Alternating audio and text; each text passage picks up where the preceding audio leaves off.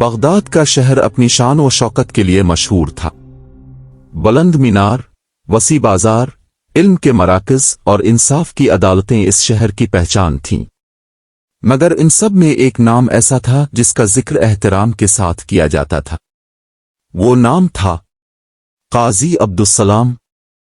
کہا جاتا تھا کہ اگر بغداد میں کوئی مظلوم ہو اور اس کی فریاد کہیں نہ سنی جائے تو قاضی عبدالسلام کی عدالت اس کے لیے آخری امید ہوتی تھی۔ وہ نہ دولت سے متاثر ہوتے تھے، نہ طاقت سے، اور نہ ہی لوگوں کے دباؤ سے۔ ان کے بارے میں مشہور تھا کہ وہ ہر مقدمہ سننے سے پہلے دل میں صرف ایک دعا کرتے تھے، اے اللہ، مجھے وہ فیصلہ کرنے کی توفیق دے جس سے تو راضی ہو جائے۔ بغداد کی صبح۔ ایک صبح فجر کی اذان کے بعد بغداد کی فضا میں ٹھنڈی ہوا چل رہی تھی۔ بازار ابھی مکمل طور پر نہیں کھلے تھے، مگر عدالت کے باہر لوگوں کا ہجوم جمع ہونا شروع ہو گیا تھا۔ لوگ جانتے تھے کہ جب قاضی عبدالسلام اپنی نشست پر بیٹھ جائیں گے تو پھر ہر مظلوم کی بات سنی جائے گی۔ کچھ دیر بعد عدالت کے دروازے کھلے۔ قاضی عبدالسلام اندر آئے۔ ان کے چہرے پر سکون تھا، مگر آنکھوں میں گہری سنجیدگی۔ وہ اپنی کرسی پر بیٹھنے سے پہلے ہمیشہ کی طرح چند لمحے خاموش کھڑے رہے، پھر آہستہ سے آسمان کی طرف دیکھا اور دل ہی دل میں دعا کی، اے اللہ، آج بھی میرے فیصلوں کو حق کے قریب رکھنا۔ پہلا مقدمہ۔ سپاہی نے آواز لگائی، پہلا مقدمہ پیش کیا جائے۔ دروازے سے ایک کمزور سا آدمی اندر داخل ہوا۔ اس کے ہاتھ سخت اور زخمی تھے، اس کے کپڑے مٹی سے بھرے ہوئے تھے۔ وہ واضح طور پر ایک مزدور لگ رہا تھا۔ وہ قاضی کے سامنے آ کر کھڑا ہو گیا۔ اس کی آواز تھر تھرا رہی تھی، حضور، میں ایک بڑائی ہوں، میرا نام یوسف ہے، میں انصاف چاہتا ہوں۔ قاضی نے نرمی سے کہا، بیٹھ جاؤ اور سکون سے بات کرو۔ یوسف بیٹھ گیا، مگر اس کی آنکھوں میں تھکن اور درد صاف نظر آ رہا تھا۔ حضور، میں نے ایک امیر تاجر کے لیے خاص لکڑی کا دروازہ تیار کیا تھا، کئی دن اور راتیں لگائیں۔ جب دروازہ مکمل ہوا تو وہ بہت خوش ہوا اور کہا کہ شام کو مزدوری لے لینا۔ وہ رکا، اس کی آواز بھاری ہو گئی، مگر جب میں مزدوری لینے گیا تو اس نے کہا کہ لکڑی اس کی تھی اور میرا کام خراب تھا، اس لیے وہ مجھے کچھ نہیں دے گا۔ عدالت میں ہلکی سرگوشیاں ہونے لگیں۔ قاضی نے سپاہیوں کو حکم دیا، اس تاجر کو فوراً عدالت میں لایا جائے۔ کچھ دیر بعد دروازہ کھلا۔ ایک امیر آدمی اندر آیا۔ اس کے کپڑے مہنگے تھے اور چہرے پر غرور صاف نظر آ رہا تھا۔ وہ قاضی کے سامنے کھڑا ہو کر بولا، حضور، یہ بڑائی جھوٹ بول رہا ہے۔ قاضی نے پرسکون انداز میں پوچھا، تمہارا نام؟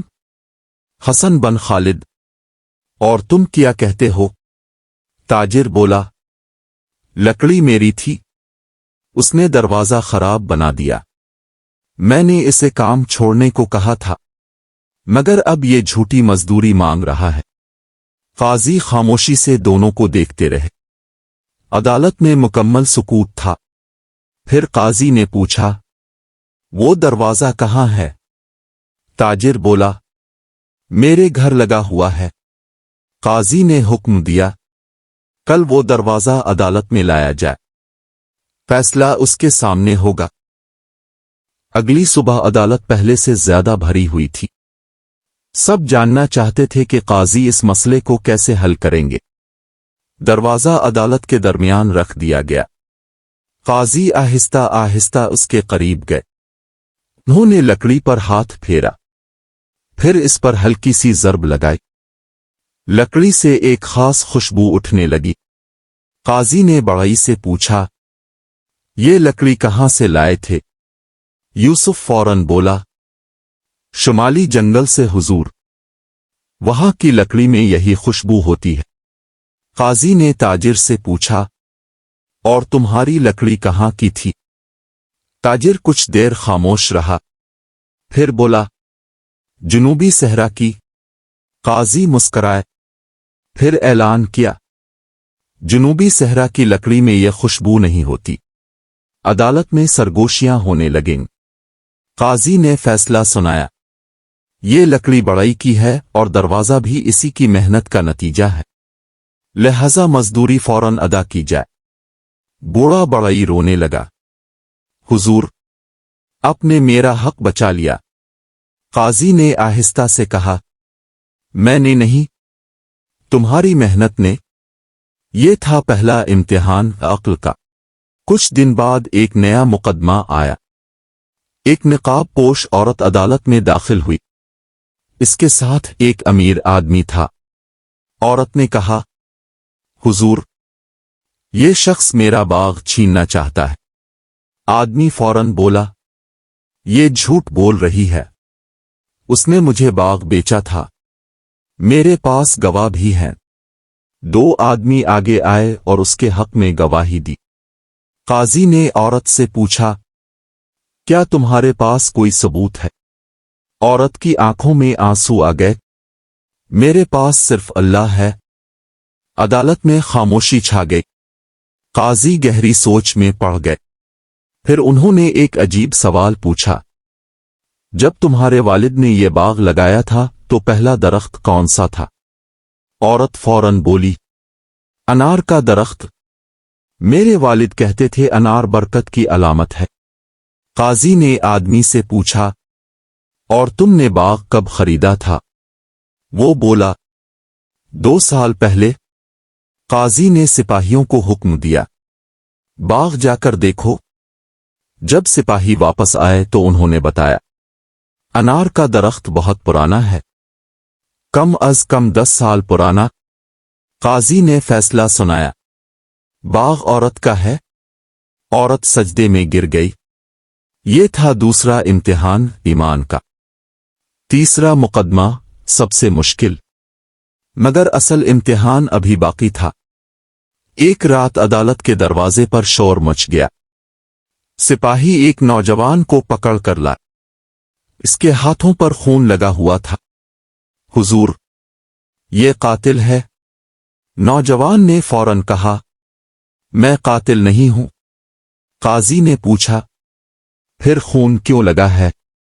وہ بولا، میں اسے بچانے کی کوشش کر رہا تھا، مگر سب ثبوت اس کے خلاف تھے، گواہ بھی، لوگ بھی، ہر چیز۔